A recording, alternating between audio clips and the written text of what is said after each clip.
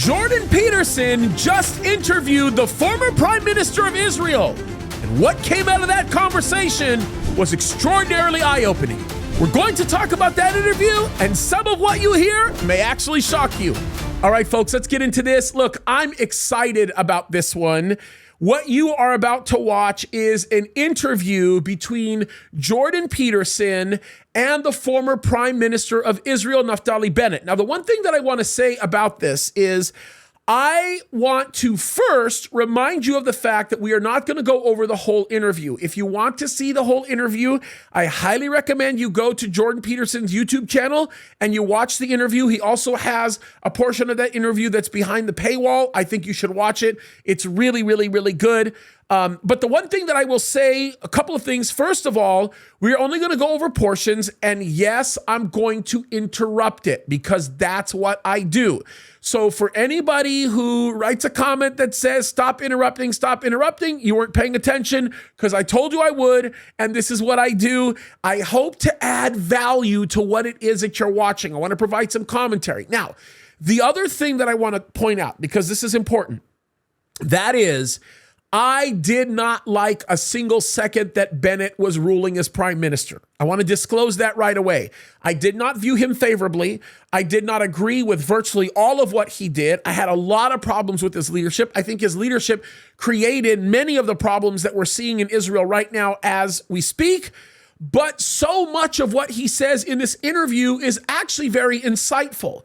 And I'm going to do my best to look at the insightful aspects of what he's talking about and really comment on those things rather than talk about the many things he says in this interview that were clearly a lack of a better term, kind of a way of campaigning against Bibi, okay? So here's one nuance that you need to know concerning what happened with Bennett when he started his government or formed his government in the Knesset.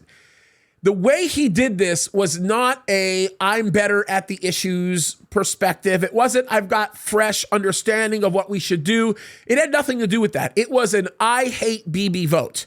And he turned against Bibi. The coalition he put together was a coalition of people that actually hated Bibi. And that's how we knew that that government wouldn't last. We knew that it would fall apart. And of course it did.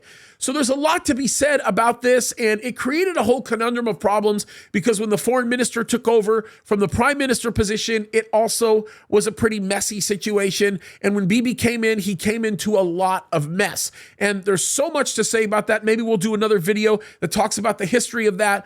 But nonetheless, I want to feature portions of this interview that I think are going to be really insightful as into what was going on with Israel, what's happening in the current moment, what it all means, and some of the valuable things that we can draw from it. So let's do that. We'll play some of this video. I think you'll really appreciate it, and we'll go from there. Now, you'll also notice, I will say this, we don't start at the beginning here. So if you want to start at the beginning and kind of get the intro through and get some of the insights, you can by going and watching the video, which we'll put the video link in the notes here in the description so that you can watch it in its entirety, and I think you'll really appreciate it. But I'm telling you right now, this is going to be a great one. So let's pay attention, and as I said, I will try to stop at certain points to offer some commentary on many of the issues here that are being discussed, and I think that they're really, really important. So let's get into it. How exactly is the domestic landscape fractionating as far as you're concerned in Israel? Well, I believe that this is an artificially manufactured grouping for political reasons, because there's a lot of benefit in creating camps in politics because you have your base and you heat them up and you get them mad at the other side. But I think it's phony. I want to say this really quickly. I think it's the pot calling the kettle black when he says that this is manufactured, because it indeed is manufactured. But I just want to say Bennett had a lot to do with the manufacturing that he's about to describe, okay? I think it's important to point that out. Now, what he's about to say is very credible in nature, but he's deflecting what he and his party did, okay? That's just a very, very important aspect here. And I know I'm going to do my best to not show my bias. That's why I'm admitting I didn't like Bennett when he was ruling, and I certainly don't like what he's doing right now. I think he's changing a little bit, but still, it's just the trust issues are not there, okay? Anyway, here we go. I think it's not predicated on real big debates, because here's the interesting thing, and you asked me about issues. if you actually analyze the big issues that supposedly tear ourselves apart, actually most Israelis agree on them. It's three areas. It's religion and state, it's the judicial reform, and it's the Palestinian issue, okay? So I can tell you in 40 seconds where almost everyone agrees that on religion, Israel is a Jewish state. We want our kids to love our tradition, to love our heritage, our history, to be knowledgeable about it. But we're also against laws that coerce religion. And I'd say 80% of the Israeli Jews agree on that. So this is a artificial battle, which is done for political reasons. On the judicial issue, also here, there's some truth to that. But the 20% that doesn't agree with what Bennett is saying is an extreme group in many ways. And the problem with that is it creates enough problems to develop the instability that Bennett is talking about. It's very similar to what we see in this country today, right? In this country, there's a small portion of people that are really pushing the kind of issues that we're seeing manifested right now with the drag queens and libraries and some of the other things that are happening. It's a small portion, but that small portion is allowed, and it's affecting the stability of the country because the majority is not allowing that, or is allowing that to continue to happen. It's a very important point to bring up. But again, Bennett had some things to do with that. He was benefiting from the lack of stability that was growing in the situation. And to a degree, he kind of created it. But he is right. There are three issues that the Israelis typically stand unified on, and that tends to be one of them. Here's the next one. There's a fairly simple compromise. Basically, what happened over the past 40 years was the judicial system usurped a lot of power from the executive, from the government. But over the past 7 years, there's been a very gradual, incremental rebalancing. So we have many more conservative judges who say this is not our business. Government, I love hearing that when a judge says this should not come to the court. This should be a political decision. And so the whole craze about the judicial reform, in my opinion, was mainly about the terrible way the government introduced it. It didn't introduce change in order to improve the lives of our people. It seemed, and it articulated vengeance. We're against the other side. We're going to aggravate those lefties. And again, I'm a right-wing guy, but I don't think that when I'm prime minister or education minister, my goal in life is to get the other side to be terrified or aggravated. Okay, so I want to stop here. So for those of you that don't know much about the judicial reform and everything that was going on with respect to that, the big contention was this, and I'm going to oversimplify the problem. The big contention was you had the lawmakers, the people in the Knesset that would create a law, and then that law would in essence be overridden by the judicial branch. And so there was no power in the political arm of Israel because when they did what they were tasked to do or supposed to do, it would not be valid if the judges that were in play didn't want it to be valid. And so they could be activists and they could go out and do what they wanted to do, and they were sort of allowed to get away with it. So it was a real problem. And Bennett's perspective on the matter, I think, if I understand his framing based on his political prowess over the last several years, was, well, we have more conservative judges coming in, and because we have more and by the way, conservative not meaning like stand for conservative values, conservative in that they don't want to be judicial activists. They don't want to legislate from the bench, okay? But he says that the problem was being relatively solved or mitigated or attenuated because we have these conservative judges that are coming in that aren't doing it anymore, and it's slowly enabled us to be able to do the things that we want. Well, the contention on the other side is, no, that's a big problem because the moment these conservative judges leave or the moment these conservative rulers begin to go away, you're going to leave for yourself a problem that's very significant because we have not changed the infrastructure that enabled this to happen in the first place. And this is a big issue. And by the way, Bennett was on both sides of this fence. I want you to understand that. When he was very active in the position that he took with the Likud party, when it was at its most conservative base, he was very much for this type of reform happening. And then, of course, as he began to rise in power and had the opportunity to assemble a group of legislators that would put him in power within parliament, then he began to change his tune, in that he tried to cover up for the fact that he made a complete U-turn on his position, and the promises that he made to his own party were not kept. But the way that he tried to cover up for that was by basically, as he says it, rebalance the situation, and in essence say that the problem with the current government that was part of his conservative base was that they didn't present the reform correctly, and that's what created the issue. Actually, that's not the problem. The problem is there were a bunch of paid protesters that went in and made a bigger issue because the leftist legislating that was happening was critical to a very small population in Israel, a uniquely small population, and that type of leftist thinking was beginning to poison the mind of younger kids, which is why you had kids saying, I won't serve in the IDF, I refuse to respond when I get called up, which, by the way, every single one of them did respond when October 7th happened. My point behind it is this is the kind of situation that you're seeing where politics in Israel really do change the game, very similar to what we're seeing here in the United States of America. But I just want you to understand that he's not framing it completely accurately because he's still looking for a political in. And I want to just point that out here. So has the I would call it a poke you in the eye attitude. So it's more about that. And even on the Palestinian issue, the de facto argument today it almost doesn't exist. And I'll explain. For about 50 years, there's been a big divide where the left supported a two-state solution and the right opposed it.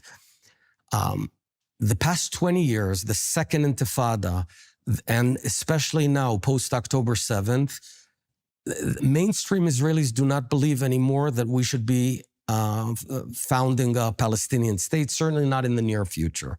So we agree that right now, one way or another, we're not going to allow a Palestinian state. So why not be together in government, and we can defer continuing to argue about it in 6 to 8 years, where I'll argue and fight against it. They'll support it, but in the short term, there's no disagreement. So there's no support for a two-state solution now? Nobody. Yeah, I think it would be a total disaster, but there's others who think that I'm wrong, which is fine. We can argue and debate that in between us 8 years from now. We don't have to waste our energy right now. One thing I do want to show you is really quickly, I also want to show you a video by a leader from Hamas who also agrees with the position of Bennett, in that no Jew right now living in Israel wants a two-state solution, because a two-state solution basically means you offer legitimacy to a group of people who want to destroy your people, okay? You have to remember that when a lot of these kind of concessions were being made to the Palestinian Authority or to the Palestinians living in Israel, under the auspice of the Palestinian Authority, at the time they were called the Palestinian Liberation Organization, they formed basically for the purpose of destroying Jews. That's in essence what they did. And so even Hamas is saying, we do not have any interest in a two-state solution. We want a one-state solution, and that one state is Palestine. And he goes on saying, from the river to the sea, we want to see Palestine be free, which is their way of basically saying we want to destroy every Jew. And by the way, the chartered Hamas actually says that in their charter, they say destroy every single Jewish life on the face of the earth, not just in Israel, but on the face of the earth. So when Naftali Bennett is talking about the fact that nobody in Israel wants a two-state solution, he's dead right about this. He's 100% right. They don't, including the Palestinians. They don't want a two-state solution because they know if there's a two-state solution, then that means they have to coexist with Jews. They have to acknowledge what they don't want to acknowledge, and that is the right of Jews to their ancestral homeland. So this is a big problem. We'll play that video right now for you of that Hamas leader saying what he's saying, and it's heavy stuff. إنه هذا المعركة 7 أكتوبر فتحت أفق لموضوع الرؤية السياسية، وهنا يعودون إلى بضاعتهم القديمة حل الدولتين. وهنا أقول مسألتين في حل الدولتين. المسألة الأولى، نحن لا نقبل حل الدولتين. هذا مصطلح مرفوض، لأنه معناه أنك أنت لك دولة موعودة، ومطلوب منك أيضا تعترف بالدولة الأخرى اللي هي الكيان الصهيوني، تعترف بشرعيته. فهذه مرفوضة. نحن نطلب التحرر، تخلص من الاحتلال، ونريد استقلالنا ودولتنا. أنا غير هذا عدوي، أنا غير معني به. أنا دولتنا اللي هي أي دولة فلسطينية، أي دولة فلسطينية. طبعا إحنا بالنسبة لموقف حماس وموقف الشعب الفلسطيني في أغلبيته العظمى، خاصة بعد 7 أكتوبر، أظن تجدد الحلم والأمل. فلسطين من البحر إلى النهر، من الشمال إلى الجنوب. وهذا حتى كما قلت لك أصبح شعار في الولايات المتحدة وفي العواصم الغربية وعند الجمهور الغربي الأمريكي والغربي، إنه الشعب فلسطين حرة من النهر إلى البحر. هذه شعار الطلاب الأمريكان، وفي العواصم الأوروبية كذلك. مشروعنا الفلسطيني اللي عليه شبه إجماع وطني فلسطيني، حتى اللي عنده رأي مضطر أن يقوله بسبب. So there you have it. I mean, folks, he said it right there. We have no interest. We have no interest in a two-state solution. We want a one-state. It's heavy. It's right there, and it's in front of you. So Bennett is right here. Again, I'm very leery about what Bennett says when he says these things, because he played both sides of the fence, and he continues to do it. I don't know if you noticed here, he says, we're not going to have this conversation for another 5 or 6 years, but maybe down the line we'll host a conversation about that. No, he has no interest in hosting a conversation about it, but he's willing to for the sake of being a political whore, for lack of a better term. Whatever's going to gain him political points, he's willing to do it. He knows that the majority of Israel has no desire to do it, which is why he's not supporting it right now. Interesting how your mind changes when stuff like this begins to take place, but that's indeed what we're facing right now, and it's something that's very worthwhile pointing out. So let's continue on to hear what he says. So this judicial issue, so my sense is that, I mean, I've seen arguably similar moves in Canada in particular, where the judiciary has increasingly taken on the role of the legislative branch, partly because the legislatures don't like to make complex decisions, and then they default to the judiciary, which is not a good thing in the long run because it undermines parliamentary supremacy. That's right. So has something analogous to that been going on in Israel? And you said there's been a rebalancing, but that it was handled badly on the messaging side. It became what did it become something like a battle between the legislative branch and the judiciary? Yes. I mean that's well, you basically articulated it precisely right. As I said, in the past we had a fairly minimalistic Supreme Court that was very hesitant and not inclined to cancel laws or to override the government. It did it from time to time, but on a very cautious way. Mm-hmm. What happened beginning the late 80s primarily was the Supreme Court became way more active. I just want to stop really quickly. Some people say, okay, well, what's wrong with the Supreme Court canceling out a particular law? Okay, nothing is. But the problem that you have to understand is when it comes to Israel, they don't have a constitution like we have a constitution. See, we are a constitutional republic. That is not Israel. That's not the way Israel works. So when the Supreme Court is ruling on something, it's not predicated upon a constitutional construct. It's predicated upon their interpretation of a series of laws that are very subjective in nature. Now, in some contexts, those laws are very objective, meaning the statutory function provided by some of these laws can't be removed, right? You run a red light, you're running a red light, you know, that kind of thing. But there's other things that provide lots of gray areas that leave open for interpretation an opportunity for the judicial to destroy whatever it is that the lawmakers want to do, which is why you have the problem that you're having. And that's a very important stipulation to be making. So back in the day, it was a lot less intrusive and a lot more conservative only because of the way government functioned back then and the control politically that was had over the judicial through the way that Israel operated in the earlier years, okay? They were all unified on a whole series of issues, all of which related to the existence of their nation, right? The survival of their nation. So what you might see with the Judicial in 73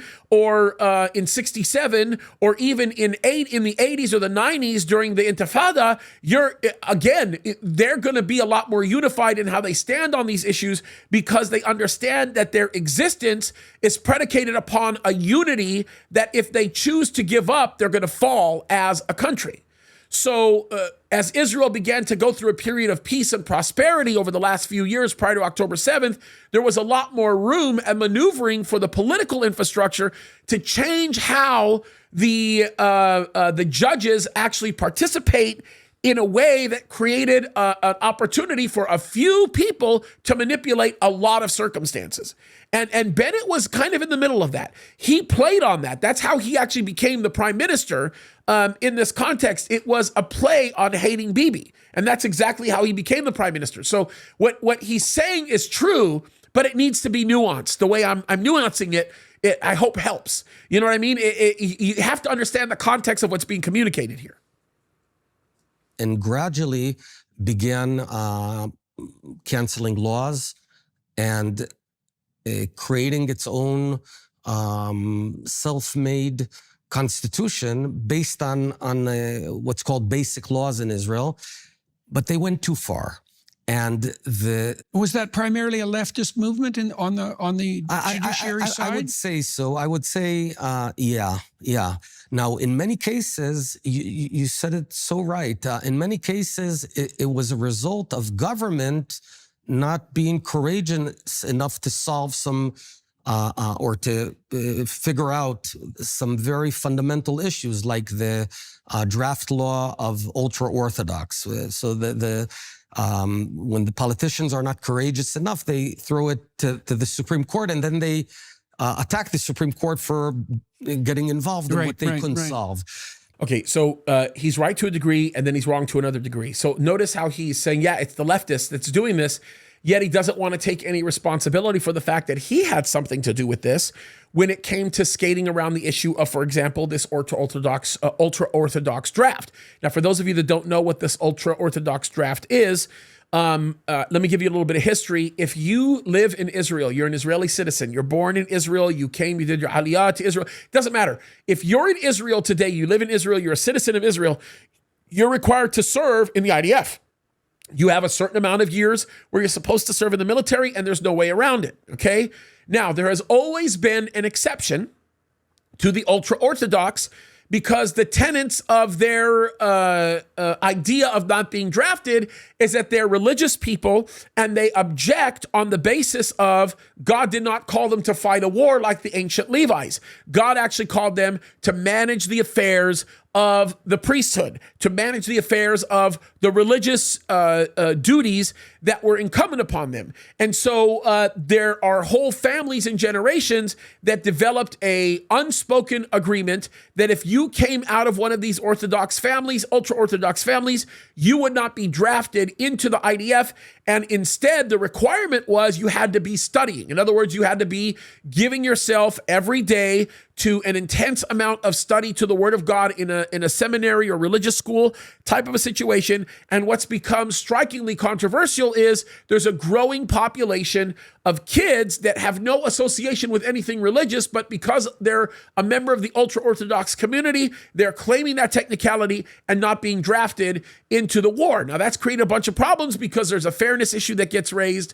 There is a separation in national identity in that the ultra-Orthodox views themselves very differently because they're not going through the passageway or the rite of serving in the military. And it also creates some real divisions because it's clear that of the small population within the Orthodox group that really are doing this legitimately and are objecting to war because they're studying and they're doing the things that they're doing, there's a large part of people that aren't doing it, don't care, are taking advantage of it because they don't want to be in the military, they don't want to go to war, and there's a lot of resentment from it. Now, I will say this to be fair, there are some people who are part of this ultra-Orthodox community that actually are going to war and excited about serving their country, and these are people that are rock stars amongst the general Jewish population, but they have pretty much been shunned by their local population amongst the Orthodox. And that's a very important thing to note.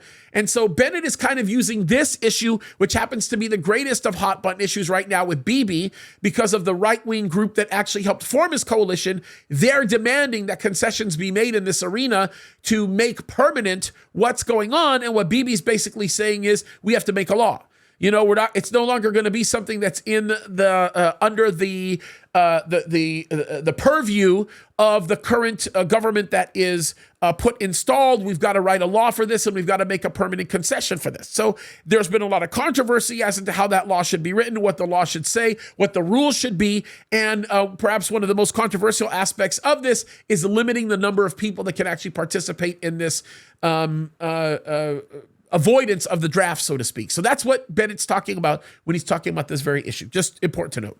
Now, there was already a gradual process of rebalancing. It was happening prior to this craze of the past couple of years. So things were on track to gradually get better. I remember as minister, as prime minister, I cannot recall one event where I wanted to get something done and I knew how I'm going to do it, and the legal folks stopped me. I do remember as minister, there was one or two cases that it really got me angry. And I thought the judicial system is too aggressive, but it was on track. And then the government came, and as I said, it was more than one or two instances. He's just not willing to talk about that. And I think that's really, really important, right? Now, when he became prime minister, he didn't see a lot of those things happen because the general, I think, rules, the general acceptance of him becoming or his government forming was predicated upon the fact that some of the leftist ideals would be given to. So, of course, the leftist judicial community isn't going to come against him if he's ideally giving himself to leftist thoughts or ideas, okay? So he compromised. He turned from the conservative place that he was. He became a leftist in many ways, and so that's why he didn't see a lot of pushback from the leftist judiciary. And that's a very important point to bring up. Like, I want everybody to understand what that looks like. Again, this is how politics get manipulated. I just wanted to put a dose of truth into this. They talked about a revolution.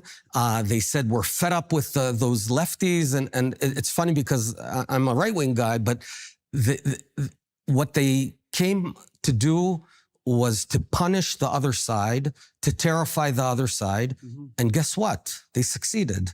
The other side, which is lots of very decent people, about half of the country that, serve in the military, risk their lives, pay taxes, hardworking people, much of the middle class in Israel, the secular middle class, they indeed got terrified. They felt subjectively that there's a government that wants to punish them, and no one should feel that their government hates them.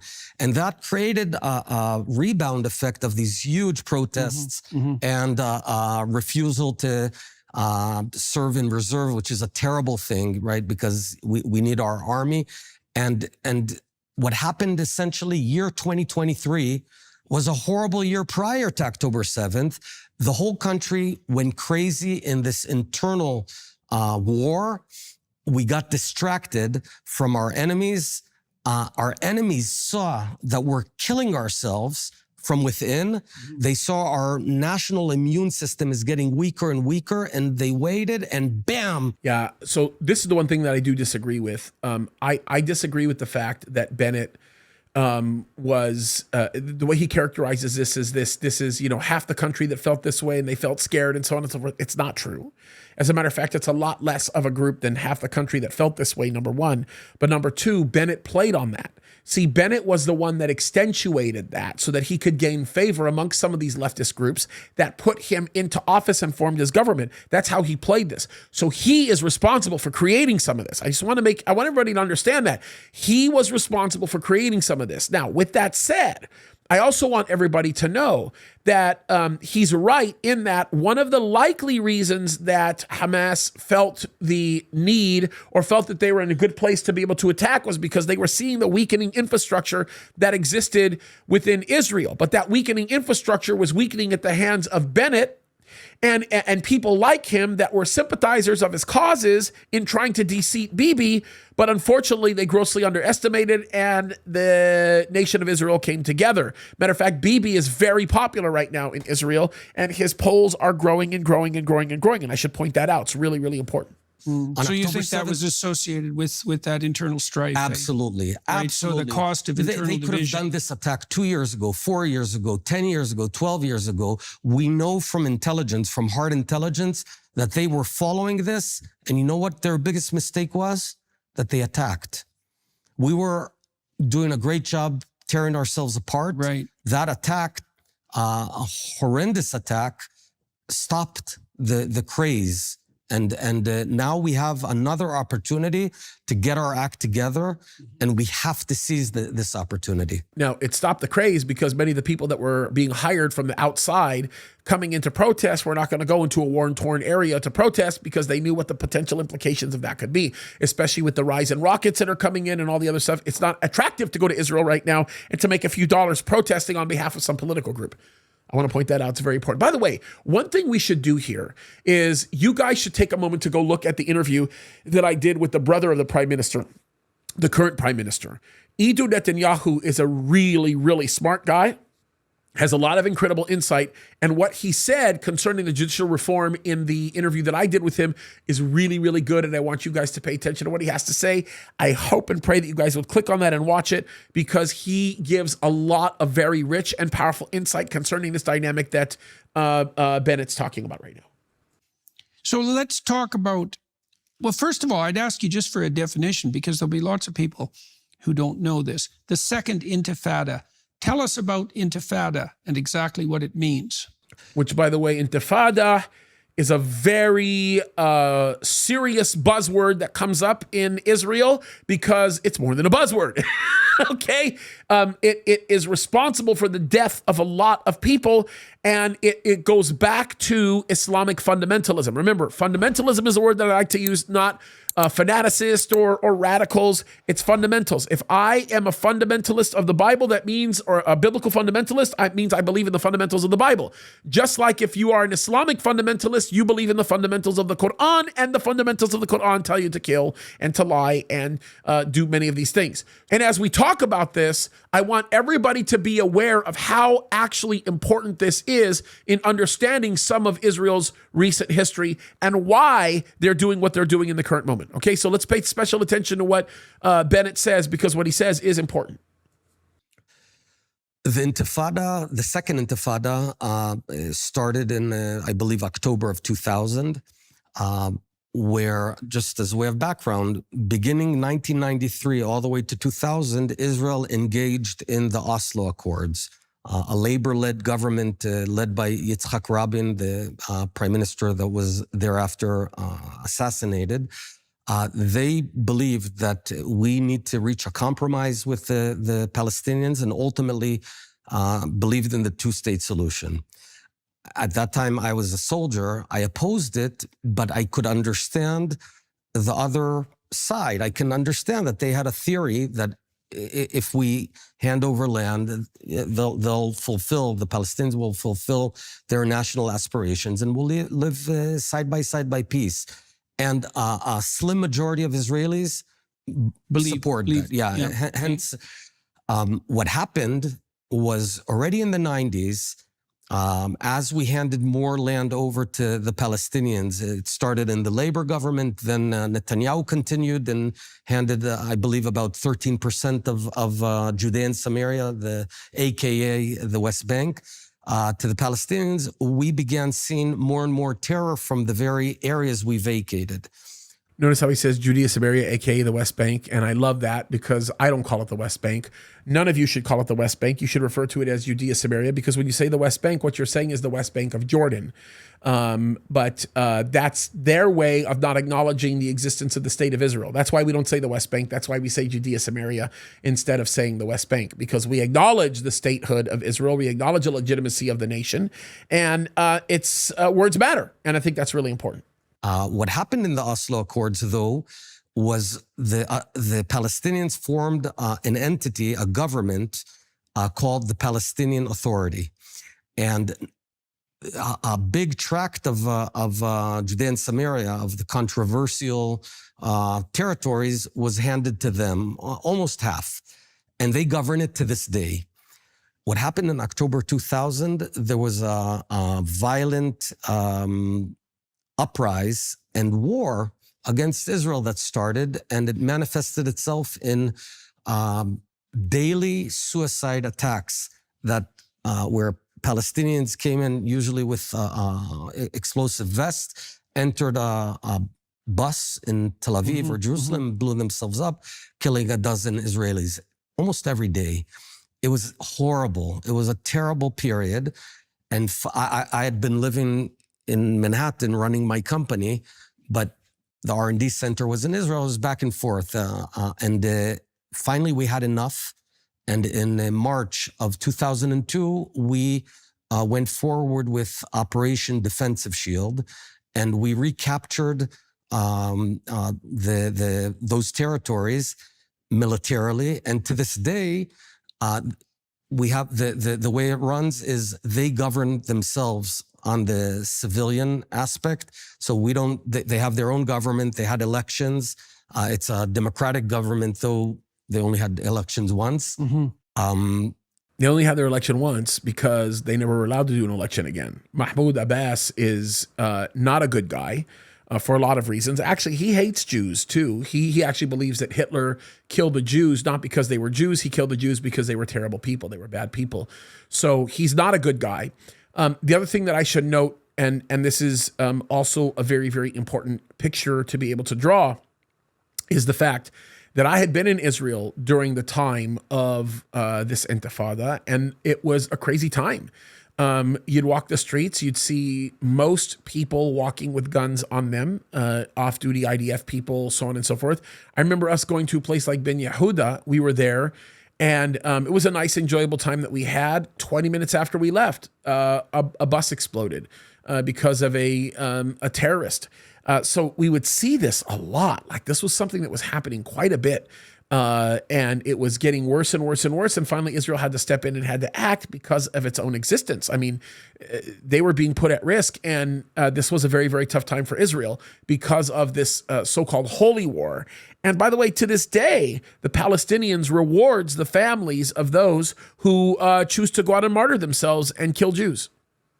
They pay their own taxes. They have their own anthem, their own parliament, whatever, what have you. But the overall security responsibility is Israel's. And that's why we don't have the sort of terror stemming from the PA that we saw from Gaza. Okay.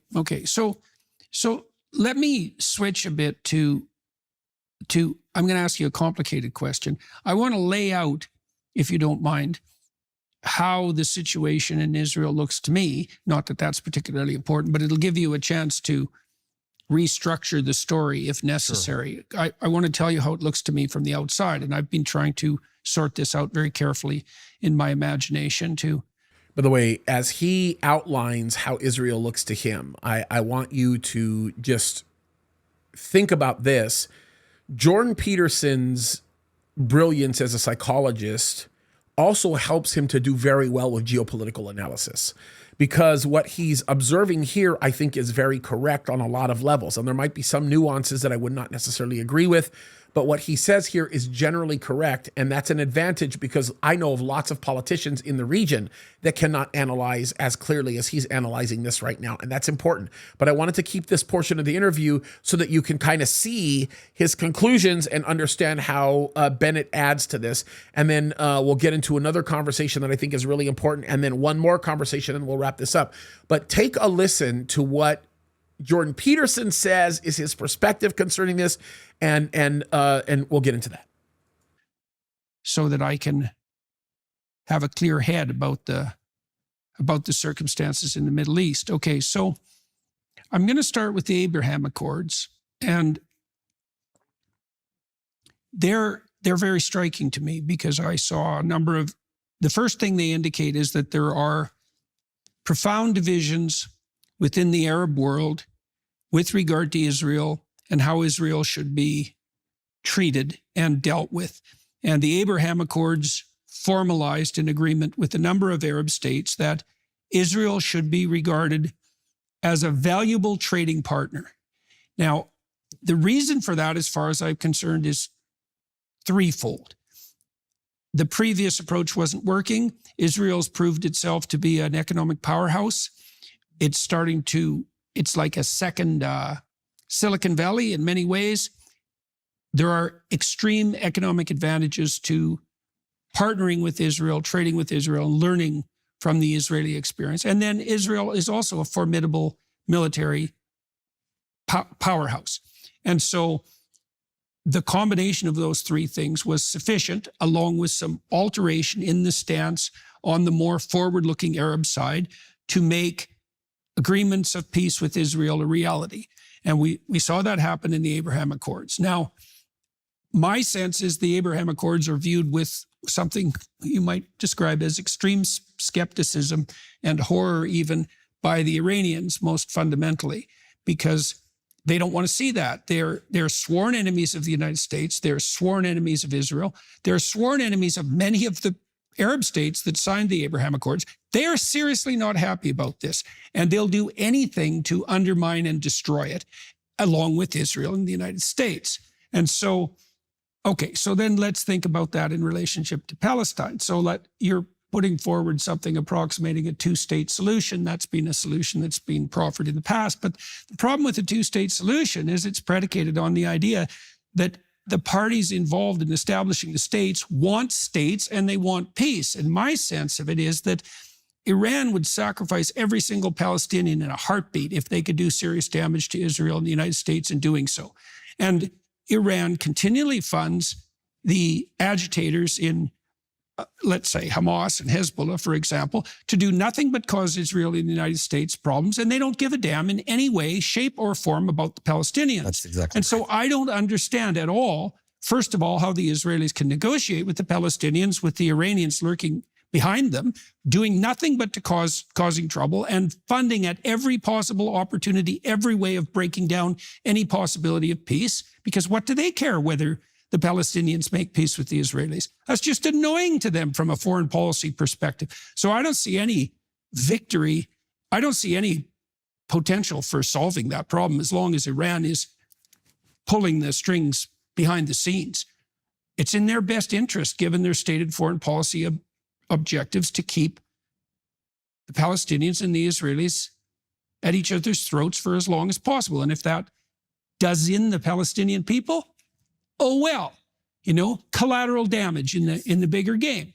So, and then, okay, so I want to add it. So I want to say this, he's right about his assessment here, right? Look, the Saudi Arabians know that the only way they can get themselves, MBS specifically says it, the only way that they can get themselves to G7 is by creating a normalization agreement with Israel so that they can complete the type of land bridges that they need to in order to change their trade routes to be able to enhance the time that it takes to deliver from one place to another. They knew that they were going to have to subsidize Egypt because of the loss of revenue as a result of the Suez Canal no longer being used, but they would make so much money that subsidizing Egypt would not only be beneficial for them, but it would be beneficial for Egypt, especially when they can promise that Egypt will make more money by, in essence, disabling or minimizing the use of the Suez Canal so that they can do what they want to do. And so all the imports coming in from India and Pakistan and some of these other areas that are on that portion of the continent coming across the way, going over the Persian Gulf or cutting across the Persian Gulf to a portion of a land bridge that would take you across Saudi Arabia, the northern portion of the Arabian Peninsula, into, of course, the areas that matter, and then into the Mediterranean and, of course, out across the ocean way, would be very lucrative. It could create a ton of money for these people. And right now, for the Saudi Arabians and for the UAE and many of the other people that are either a part of normalization or seeking normalization, it's a gold mine to them. And they know that by working with Israel, they also gain some security benefits that come as a result of it, especially when we start talking about the modification of trade routes that can be beneficial even to Israel, especially if Israel is going to start building pipelines that will solve some of the European problems. The only way that can be done is through normalization because of the cooperative value that comes from what's intrinsically available to them, and it can completely change everything. It literally could completely change the face of the Middle East. So Jordan Peterson Peterson is right. There are people that are watching this that don't want this to happen. And of course, that's why, another reason why these attacks are going on, but it's really the head of the snake. And the head of the snake is Iran. And Iran doesn't want to see this happen, because if this happens to Iran, they become substantially weakened. And the longer they go being substantially weakened, the less capable they are of being able to create the consequence that they want to create, the less of a chance they have of developing a nuclear program, the less of a chance they have of being able to destroy the great Satan, which is America, and the greater Satan, unfortunately, which is Israel. So these are the things that they're looking at here, and it all comes together. I would recommend that you go over the UN address that Bibi Netanyahu gave, not the one that he just recently gave, although I will watch that too. I did a video on that. Watch the one that he gave last year before October 7th and talk about the peace that he was excited about seeing being made with Saudi Arabia and the benefits that came from it. As a matter of fact, if you watch the recent UN address that Bibi did, he brought that same chart up and he talked about the benefits that could come from this type of normalization. So Jordan Peterson is dead on, and his assessment of what he's seeing is also dead on. It's a remarkable picture. And then when Bennett adds to this, it's going to become even more insightful. Now, so uninformed people in the West might be thinking that by standing with the poor, oppressed Palestinians, they're, what would you say, they're showing their solidarity with the oppressed people of the world. Right. But they're certainly not allied with the mainstream of peace-loving Arabs around the world, peace-loving Muslims, as far as I'm concerned, and they're crawling into bed with a state that's hated not least by its own people. Like, it's a brutal, awful, terrible state. And it wants to destroy the United States and Israel. And so all the protesters on American campuses who are hypothetically supporting the poor, oppressed, victimized Palestinians, and I know there's plenty of complex things to say about that, are really acting as proxy agents for Iran. And the Khamenei came out on X, Twitter, not very many months ago and basically said exactly that, congratulating the American protesters, for example, for supporting his agenda. Right. I mean, it was... Yeah, and the video that you actually just watched, where we said that he didn't want a two-state solution, you watched him say that. He was congratulating the American students for supporting their cause. And again, these people that think they're standing with these poor, innocent Palestinian souls are actually standing for chaos, disorder, and the destruction of the very people that they're actually seeking to defend.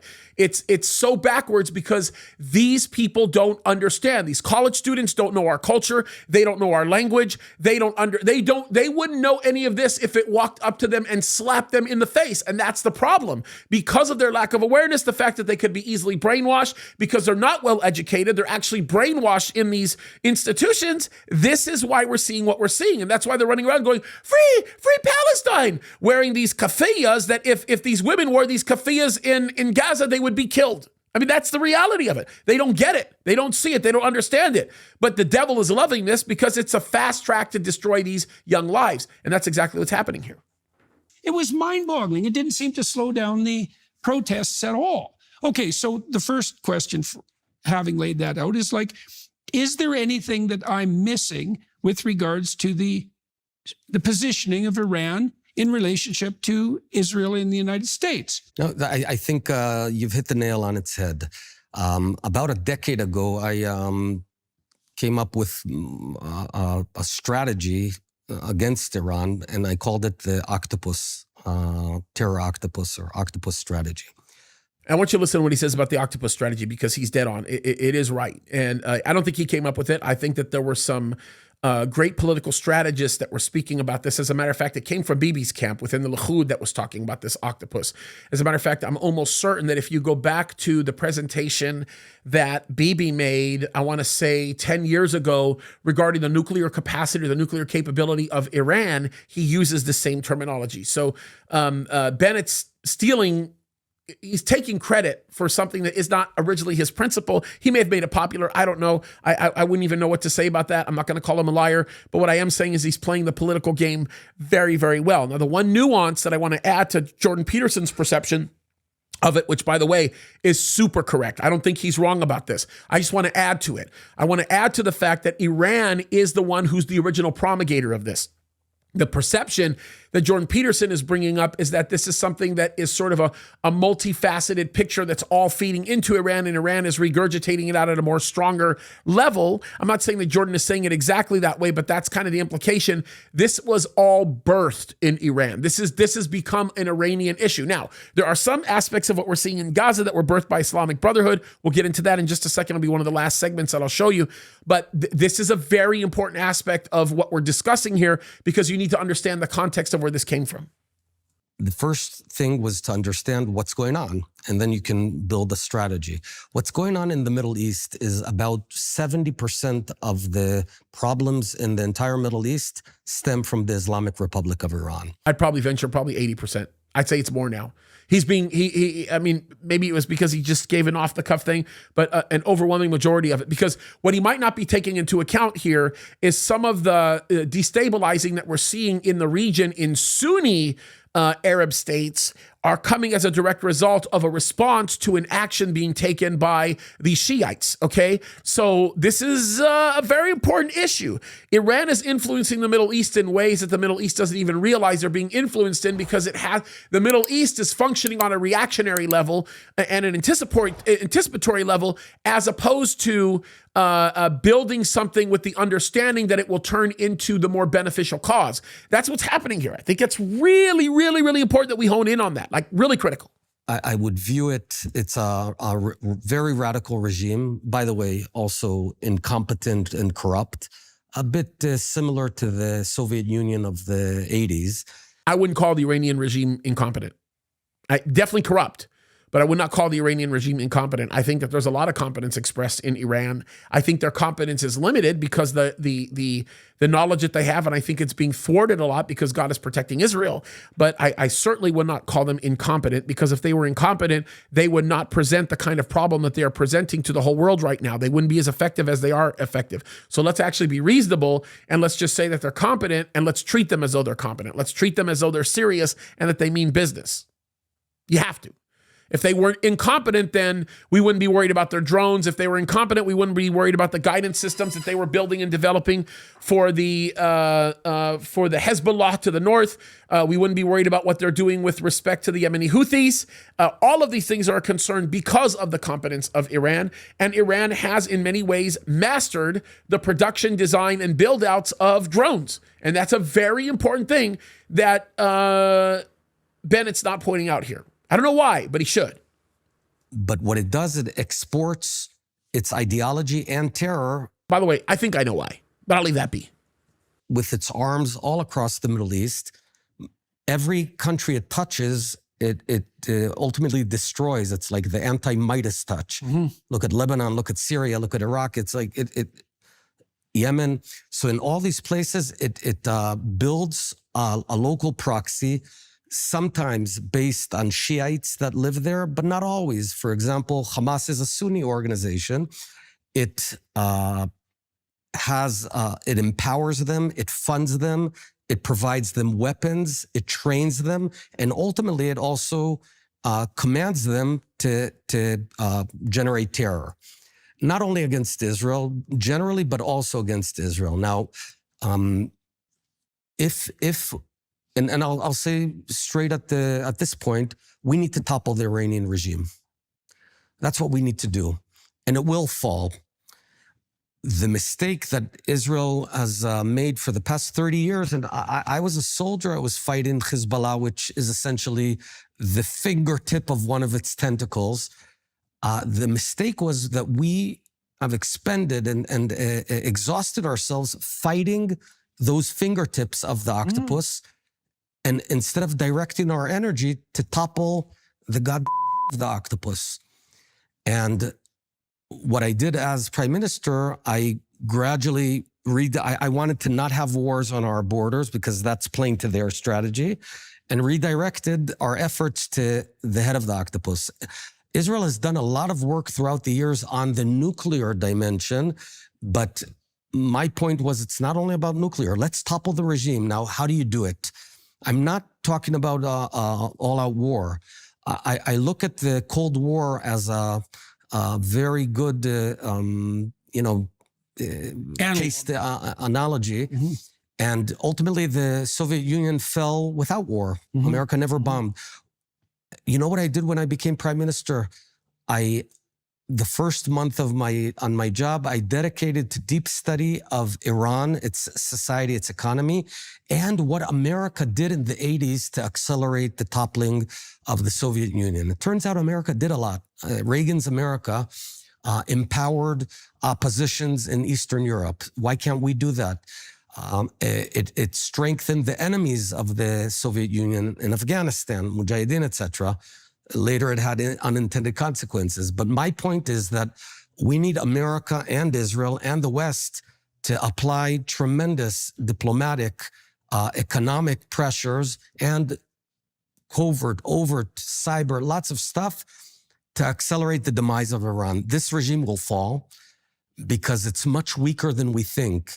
So to continue the what sort of support do you think the Iranian government has in Iran itself? I mean, my sense very is little. It's despised by its people. I'm saying this as a fact. It has all the plagues of this sort of regime. The children of the leaders are all corrupt, driving in their cars, Lamborghinis, whatever, while the people in many areas of Iran don't even have good tap water. Right. And it could be a very rich country. It is. And it was doing quite well in the 70s on that huge, regard. So I believe that this regime will topple, will fall either, but it could be in 50 years or it could be in 5 years. So I will say this, unfortunately, he's right about the regime toppling, that it will fall. But I don't think it's going to fall under the same auspice that he thinks it's going to fall. I think that it will fall when Ezekiel 39 happens, is when we're going to see it. Now, don't get me wrong. The regime itself may topple. I think that will probably happen sooner than later, especially with what Israel is doing. But the strength of Iran is going to continue to remain, and I think it will continue to remain at a significant level. Now, Israel may have its relationship with Iran restored, and Iran may no longer be acting as a bad actor for now, but eventually, according to Ezekiel 38, we know what's going to end up happening. They're all going to come against Israel, and we know it's going to take place, by the way, when Israel feels like all is well and everything is okay. So that's a very, very critical point to point out here.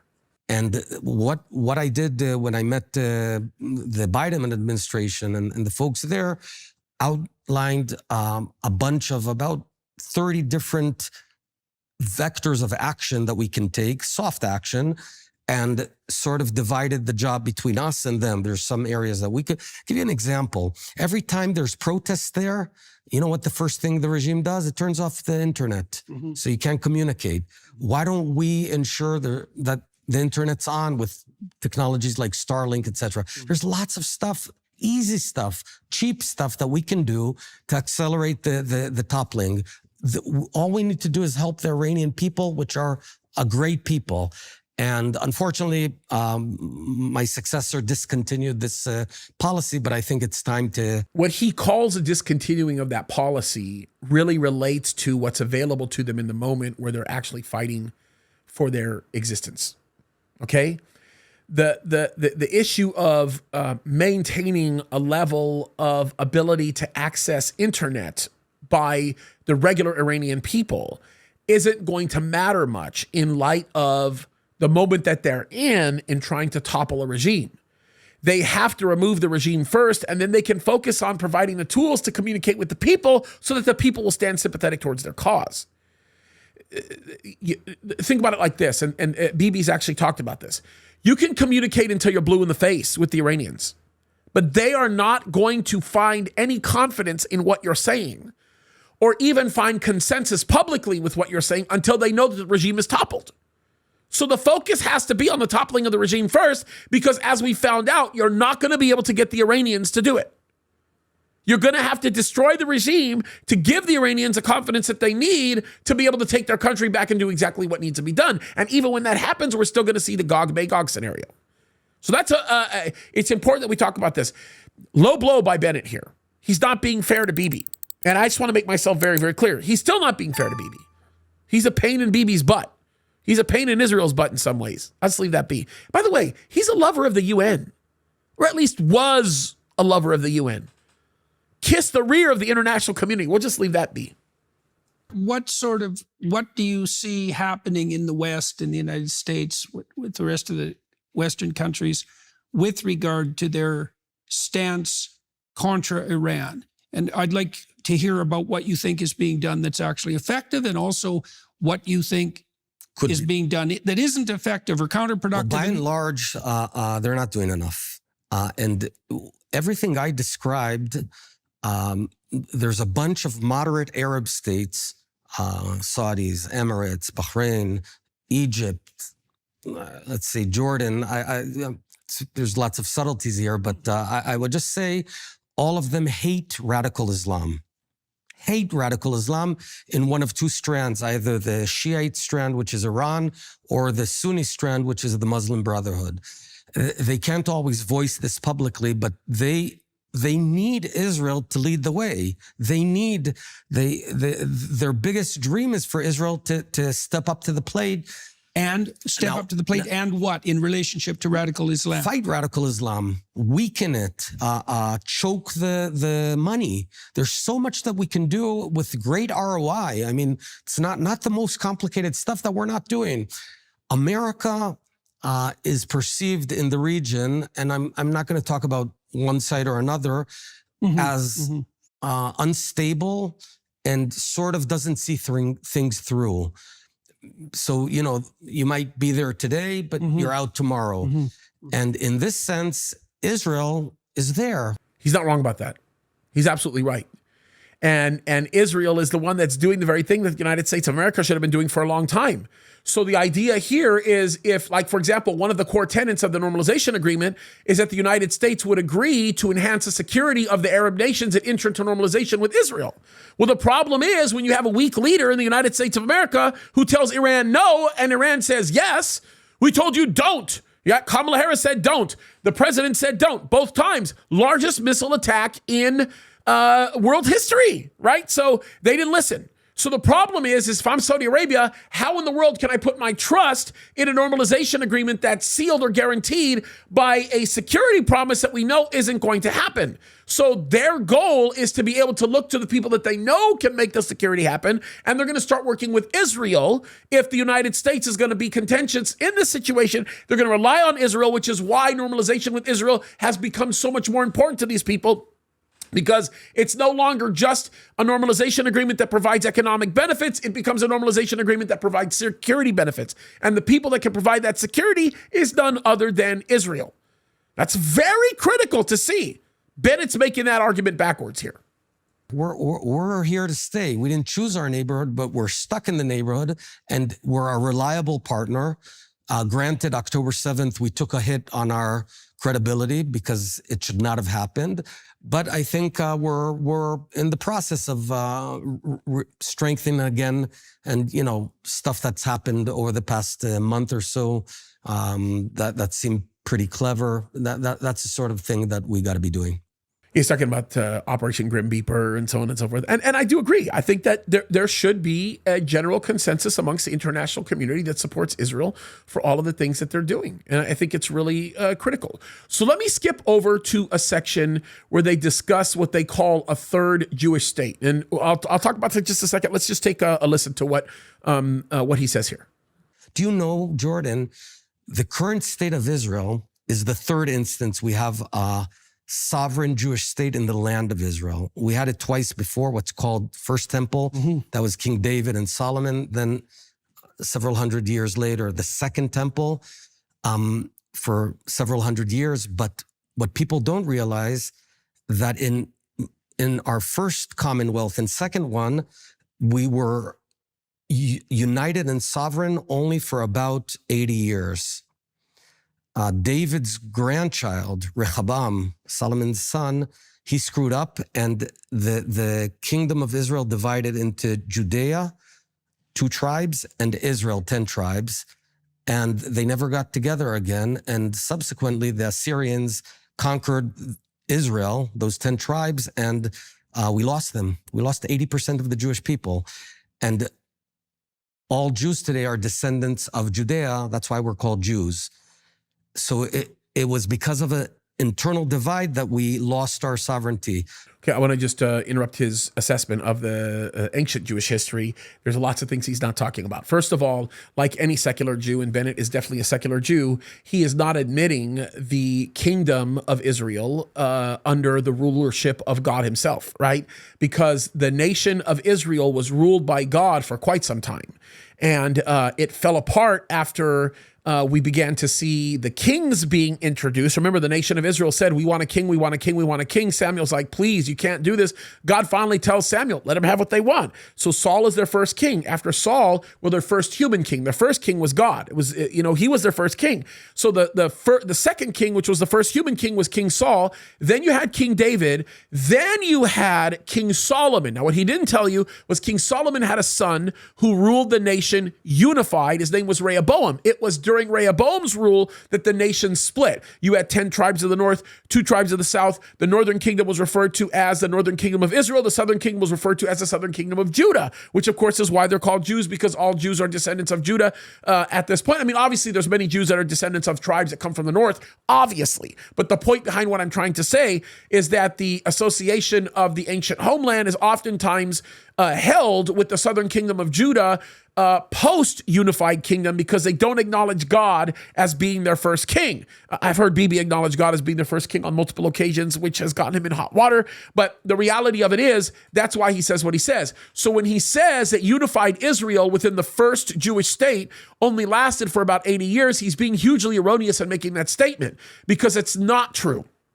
If you look at the lasting of the first Jewish state from the time of the exile, just because the northern kingdom was broken off, and roughly what he says, 20% of the nation was in the southern kingdom, which, by the way, Judah was a lot larger, so the number was probably closer to 30%, was actually kept in the southern kingdom. It doesn't mean the existence of the Jewish state was under question. So the Jews they had the land at this point for a lot longer than 80 years. He says 80 years because it's the more secularly acceptable argument, but the kingdom of Israel had existed for over 1,000 years before the first exile. When the first exile actually took place, and when I talk about first exile, I'm not talking about the Assyrians exiling the northern kingdom. That did happen. That happened around 700 BC. But the very first time that the southern kingdom was exiled by Nebuchadnezzar, it would have been in 605 BC. Then the second would have been 595 BC. The third would have been on the 9th of Av, 586 BC. And that would have been the day when Jerusalem was pretty much destroyed. The temple was destroyed. 500,000 men, women, and children were killed during that time. And that's when we saw the fall of what he would probably refer to as the first Jewish state. The second Jewish state that he would be talking about would be the one that would have somewhat erected at the time of the post-exilic period, which would have been around the time of Nehemiah. And of course, most people oftentimes associate the start of the second Jewish state when they talk about the declaration by Artaxerxes Longimanus to rebuild the walls of Jerusalem. You can read about that in Nehemiah chapter 2. That would have been on March 14th, 445 BC. And that period of time lasted, a lot of people would argue, for almost just a little bit over 500 years. In that, it was never completely intact as a nation, but they were still there and still occupying it when the Romans came and took everything over. They say the destruction of the second Jewish state would have happened in 70 AD when Titus came in, destroyed Jerusalem, and 1 million Jews died. So that's probably the area. So what he calls the third Jewish state is the current modern state of Israel. I want to just point that out, and I wanted to correct some of the history that he's not completely showing. Now, by the way, who does a good job with this history is Bibi. Bibi does a really good job. Matter of fact, on an interview he did with Jordan Peterson, he does a good job. I actually have a video that featured that interview. And as well, I translated Mahmoud Abbas's speech concerning Jews and so on and so on. Pretty heavy stuff. Anyway, okay, let's continue on with what he's talking about with respect to the third Jewish state. Fast forward to our second Commonwealth. Also, it went on as a sovereign state only 75 years. The Hashmonites, Judah the Maccabee, etc. Their great-grandchildren, there were 2 brothers who fought each other in year 76 of the kingdom. I think we're talking about 80 BC. And it was Jews who invited the Romans into Judea back then. We were so stupid because we couldn't get along. And now Israel's in its 8th decade, And this time we have to get it right, because the most important thing is the eternity of the state of Israel. But my point is, what killed us twice before was domestic divide, internal division, not external enemies. Yeah, and I don't agree with him. I think he's wrong. I think he's dead wrong. He says what killed us before is internal division. That's not true. What killed them before may have been, internal division may have been a part of it. What killed them before was rebellion against God Almighty, right? They rebelled against God during the time of the first division, the first split that we read about during the time of Rehoboam and Jeroboam, and they rebelled against God after the post-exilic period.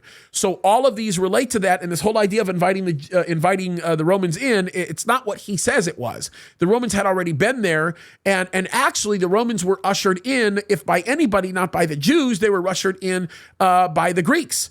And that has a lot to do with Alexander the Great and what happened over there. So if you think about it, his picture of history is very secularized. And the reason why it's secularized is because if he projects it any other way, he'd be forced to bring up the true and living God, the God that he ignores, the God of Abraham, Isaac, and Jacob, the God of his ancestors. And that's a very important thing for me to state here.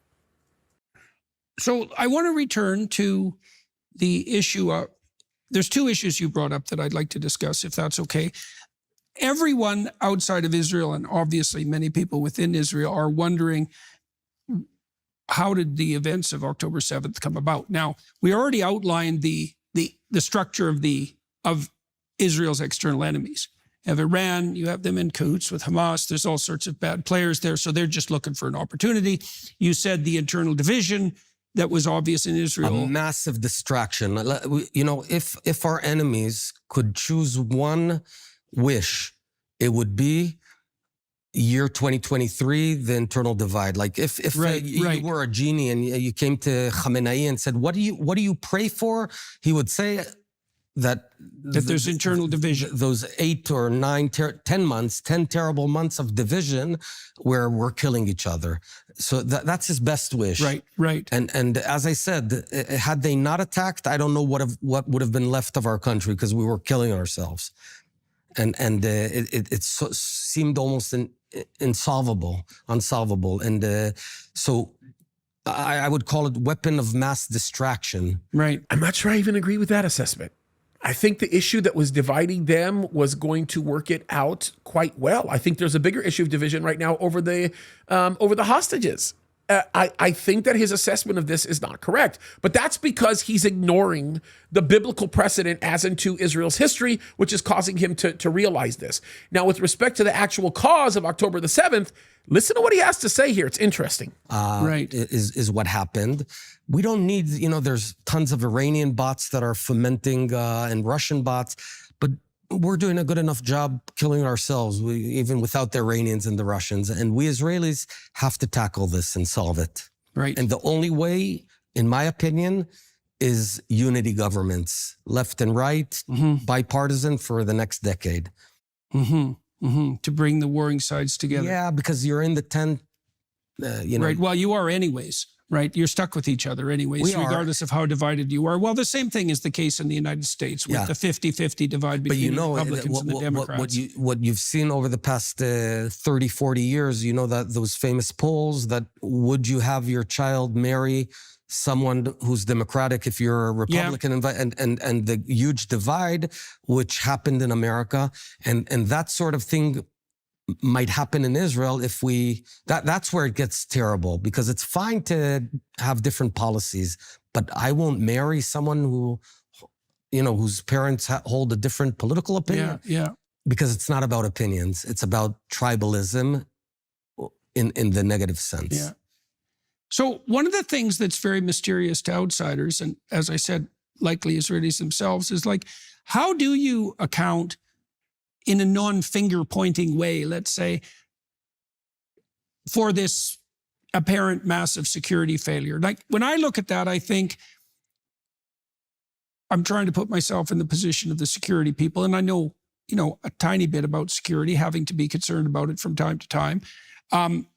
It's a lot harder to keep things secure than it looks. Yes. There's lots of points of attack and entry. And unless your state is totalitarian to the extreme and you're watching everyone for every second, God only knows what your enemies are going to get up to. Well, But I think there's a couple of things. So we talked about one, the fact that we weakened ourselves and distracted ourselves. I mean, quite literally, we were focusing not on our enemies, but on ourselves. And by the way, right, so fragmented attention. And think of Part of that's an excuse. We were focused on ourselves and not our enemies. Actually, there were a lot of people in Israel within the security state that were warning of this happening. There were talks of this for months and months and months and months and months.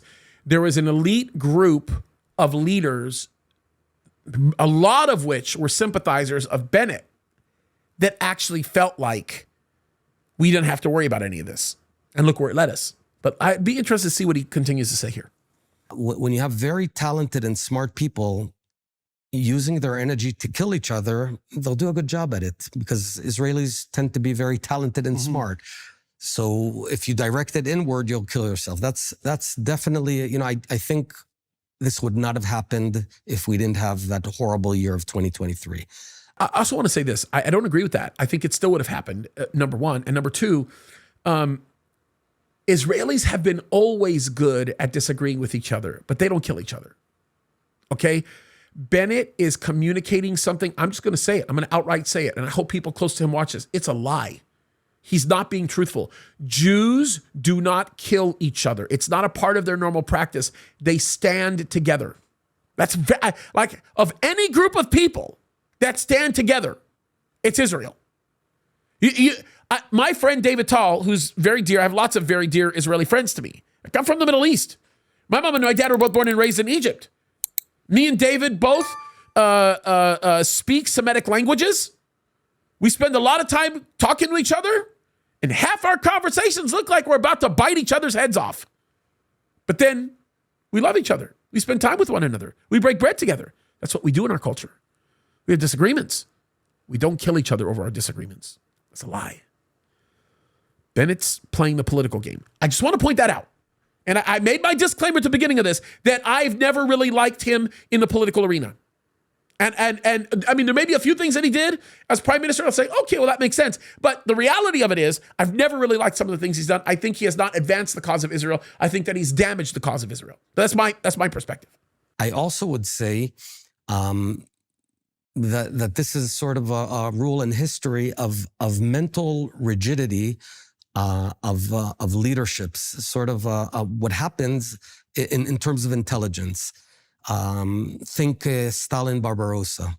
Stalin Barbarossa, you had the German army amass hundreds of thousands, I believe even millions of soldiers on the border with the Soviet Union. You had all the information there, but there was a concept and a worldview that he was convinced that there's going to be peace with Hitler, and he didn't let the facts confuse him. To some extent, that happened here. We looked down at Hamas. Hamas was sort of the weak little brother. The government had erected, this big wall and fence with all these gadgets and technology, and it was a sense that it cannot be penetrated. And then when the facts began coming, I think there was a not good environment in the intelligence system that did not foster dissent. The best things happen when anyone can speak up. And at the end, a military organization is not democratic. And somehow we know now that some people had thought that there would be attack, but they were silenced. It's a terrible thing. What I try to do in any organization I run, whether it's a high-tech company or a platoon or Ministry of Education or Prime Minister, I have a habit of trying to bypass the whole hierarchies and talk to the end people. Almost on a random basis. I give out my cell phone number so I can hear what's going on. But it's hierarchies are very dangerous in that sense. Again, I beg to differ with the level of honesty that he's expressing here, because he's very dead on accurate about a few things, right? Like for example, one of the statements that he makes is that there was an overconfidence in the belief that they couldn't be penetrated because they always viewed Hamas as incapable, basically little peons. And that was a mistake. And they should not have done that. But with respect to people from within the hierarchy at all levels within the military hierarchy, there were lots of people kicking and screaming about that. Bennett was one of those people that was hearing the kicking and screaming and was basically not paying attention to it. As a matter of fact, his own people, his own security minister at the time was warning him of the potential of this on a different front and on a different level, and he was ignoring it. He was going to the UN and begging the UN for permission, and he made a deal with respect to the oil resources that they had off the coast of the Mediterranean, or off the coast of Lebanon, which was their area, that he just gave that away. He made all kinds of concessions that he was not supposed to, including put himself in a very dangerous position with Turkey. Okay, so he was part of that infrastructure that was comfortable. He created that culture. So the whole thing, I give people my cell phone and I have these conversations with people at the bottom. No, you don't. Look, you might just to say that you did. But the reality of it is, you're no Ben Gurion, homeboy. Okay? And I'm not trying to be disrespectful here. I'm just not. But if Bennett were the prime minister during the time that this happened on October the 7th, it would be a disaster in Israel right now. It would be a disaster. It would not have been the end of it. I'm just saying, no way that Bennett would have been able to navigate through what was going on in the Philly corridor. No way. No, Bennett would have fallen apart the moment they talked about going into Khan Yunis. Let's just be real. And we know that because he's not principled. That's the bigger problem here. He's not principled. Mm-hmm. So you think there was some stultification within? Yes, because, you some have a distraction, some presumption, some stultification of, yes. Okay. With all that said, I want to go over one more section. And this is going to become perhaps the area that we close in on, because it's like really, really important to know this and kind of be aware of it. And it's an area that I thought would be really good. Actually, we'll go over two more areas. Okay. First of all, let's talk about Islamic Brotherhood. He's going to give us a pretty reasonable description about Islamic Brotherhood. I want you to understand that. And then once we go over that conversation, then I want you guys to hear about a little bit about what he talks about with respect to the Old Testament. A very interesting conversation there. So let's just hear this, and then we'll go on to the last part of this. Okay, so now let's turn to this issue of the defeat of Hamas. You talked about your optimism with regards to the restructuring, the potential restructuring of the attitude of people in Gaza if the Hamas enterprise was taken out. Yeah, so, I want to qualify that. Yeah? I'm not sure. Okay, fine, fine. I can talk about abilities. I can't talk about motivations. I don't presume that we have the abilities to drastically influence motivation. What we can do is set up a civil entity there, governed by a combination of Egypt, local competent folks from Gaza, Saudis, Emirates, and immediately stop the incitement in the mosques, in the media, and in the schools. Mm-hmm, if we do that, it might succeed, it might not. Right. I don't know. Right. And that incitement, what proportion of that do you think is I know you don't have an exact number, but what's your sense of the degree to which that incitement is continually fomented by Iranian actors, for example, funded at least? And well, it's in Gaza, it's a mix between the Iran, and the Muslim Brotherhood. Mm-hmm. Muslim Brotherhood is a fairly effective movement. Turkey, it governs Turkey, and Erdogan, who's a real bad guy. And in Egypt, there's a lot of grassroots support for Muslim Brotherhood. Tell us about the Muslim Brotherhood. We talked about Iran a little bit. Inform us a little bit about the Muslim Brotherhood and what it constitutes, its origins, and so forth. I believe it started fairly early in the previous century. And the idea is to radicalize the people and ultimately to govern by Sharia law, by religion, precisely. And so it's an independent variant of the same ethos that possesses the Islamic Republic of Iran. Right. Though Muslim Brotherhood is Sunnite, and Sunnite, whereas Iran is Shiite. Right. And so it's a different strand of Islam. Muslim Brotherhood does a lot of social activities in order to garner popular support, and it's a fairly simple ideology in that sense. And they have branches everywhere. And I just say this about the Islamic Brotherhood: they are, in essence, the primary actors that govern and drive Hamas. Their popularity is significant in Egypt and is also significant in Turkey. The thing about Islamic Brotherhood in Egypt is that Egypt is doing everything that they can to rid themselves of Islamic Brotherhood for a lot of different reasons. There's still a lot of bitterness and anger over Sadat and his assassination and the peace treaty that they have with Israel and Islamic Brotherhood's attempt to try to fix all that. There's a lot of anger still over Shuwat al-Tahrir that happened under the Clinton State Department and Islamic Brotherhood actually being brought in after the current president at that time was overturned.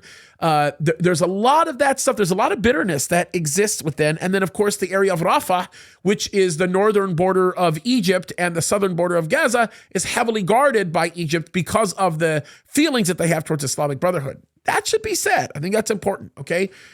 You're not changing their philosophy. You're not going to change your ideals. If Iran were out of the picture, you still wouldn't change your philosophy or ideals. I can promise you that, okay? And when push comes to shove, the Sunnis don't like the Shiites, but they will work with the Shiites in order to eliminate Israel. And that's it should be very notable to you to understand that and remember it. Now, I want to go over one last section of this interview that I think is really important. And I want you to listen to what he says about the Jews being characterized in the Old Testament and the Promised Land and so on and so forth. So let's just listen to this real quick. So, well, one of the things that you see in the Old Testament accounts is that the Jewish people are characterized in their covenant with God. They're characterized by, when they're good, they're characterized by a refusal to construe themselves as victims. So the main upward thrusting theme in the Old Testament accounts is the fact that the Jews always presume that if there's punishment wreaked upon them, that's a consequence in some manner of their own insufficiency and not the... Though in the desert during those 40 years, man, they were whining. Oh yeah, they were complaining and whining. Right, but they're not. That might be the reason that they had to spend 40 years and die out. It is why. So the next generation. It's exactly why. They're also not presented as morally laudable for presenting themselves as victims. Right, because Moses is on the side of God, and God and Moses share the opinion that the Israelites who are whining away as they make themselves away so painfully through the desert, lost as they are. By the way, if you've ever been to Sinai, if you walk quickly, it could take 7 days. Right. Well, so the upshot of the story is that if you're confused and resentful enough and you have the habits of slaves, it can take you forever to get nowhere.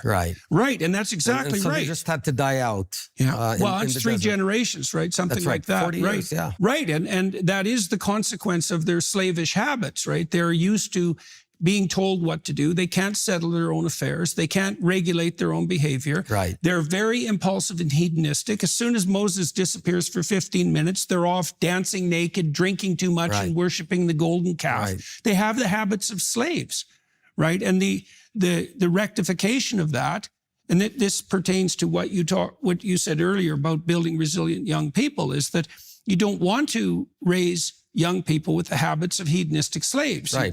By the way, the 12 spies... And I want to just stop for 1 second and just say this, because before they continue on in this conversation, we both know that that's not the issue.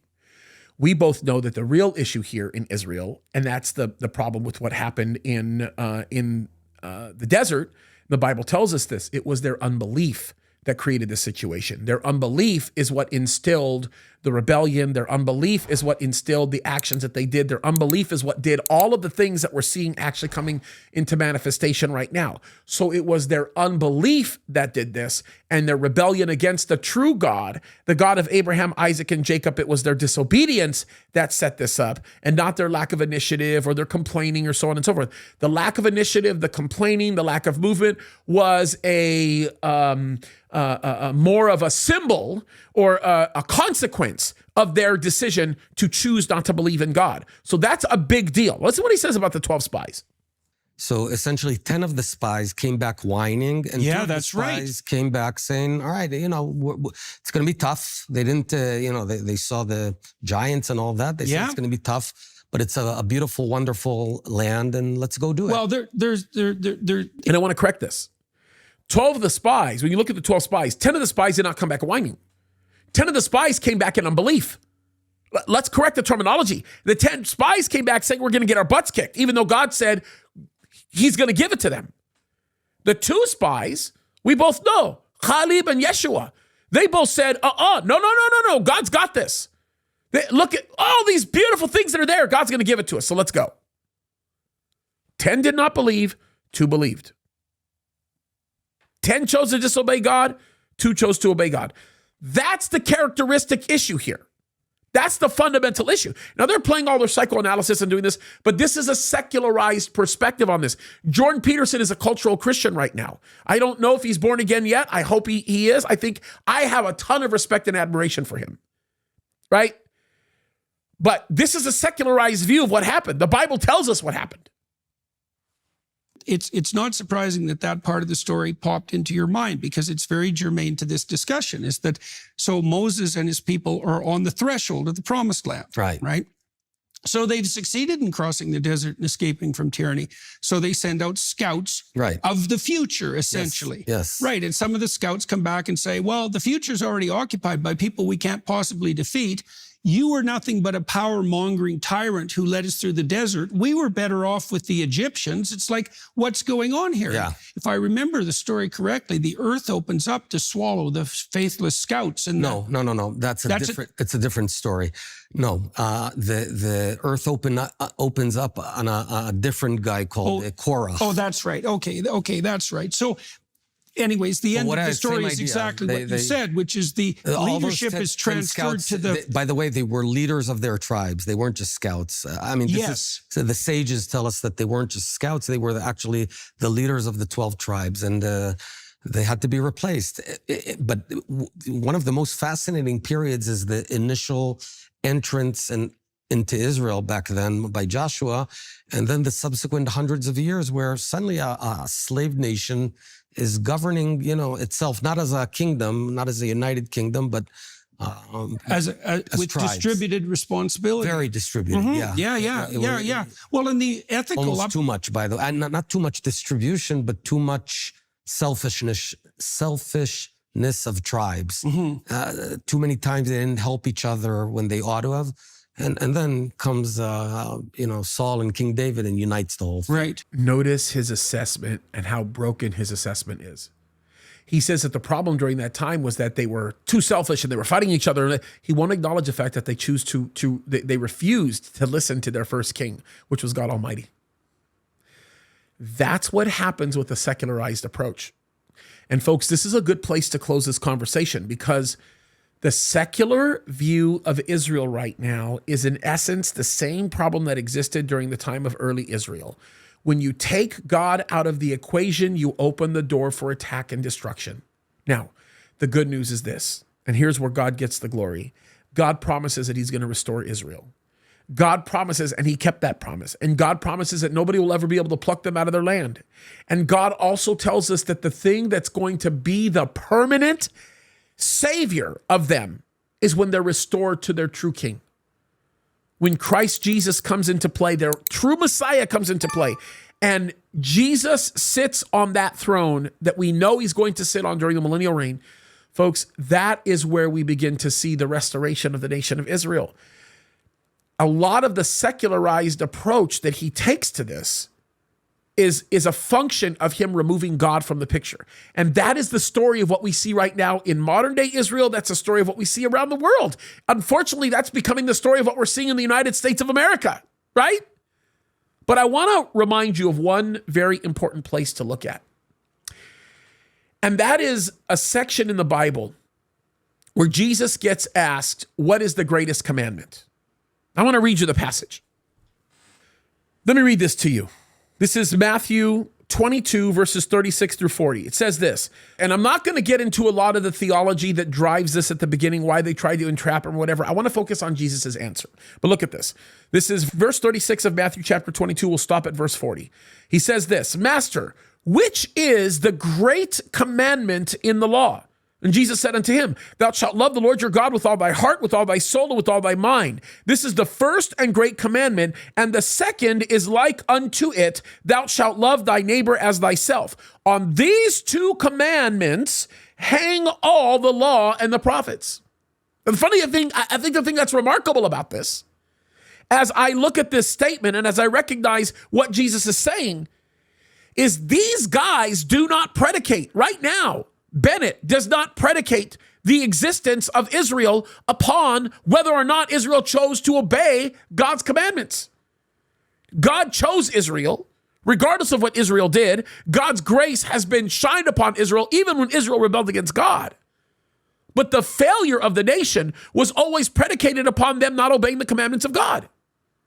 There will come a point in time in the future where by the obedience to God's commandments, they will be restored and by the grace of God because of Christ's finished work on the cross. But the lesson that we learn from this, what we take away, and I hope you guys will be blessed by this, is that when we choose to live a life in obedience to God, we will understand what it means. What it means to find success according to God's definition. Because again, loving the Lord your God with all thy heart, with all thy soul, and with all thy mind is an action that we give ourselves to that is fundamentally predicated upon our willingness to obey God. Are we going to obey what God says? If I love God with all of my soul, my heart, my soul, and with my mind, then I'm going to obey God. I'm going to obey his commands. I'm going to listen to him. If my love for my neighbor follows under my love for God, then all of those things are going to be the foundation or the sign by which everything else hangs. Problem is, you're talking about a generation that doesn't love the God of their fathers. And that's why we're dealing with what we're dealing with today. Folks, the lesson that we gain from this is really simple. First and foremost, God's not done with Israel yet. And he's got great plans for Israel. That's a very important aspect. But the other thing that I want to point out is for us as the body of Christ, let's use this as a lesson to obey. Let's use this as a lesson to pay attention and to say, God, I'm going to do what you want me to do. Because I know that so much depends upon it. Folks, there's a lot at stake here. Obey God's commands. We can learn that from Israel's history. We can also trust in the fact that God's not done with his people. And God is going to show himself strong as he unifies the nation of Israel and as he gives them everything that he promised they would receive. There's a lot to look forward to, folks. This is important stuff. More than ever, we need to be studying Bible prophecy. More than ever, we need to be paying attention because this stuff is incredible. God bless you guys. Keep fighting the good fight.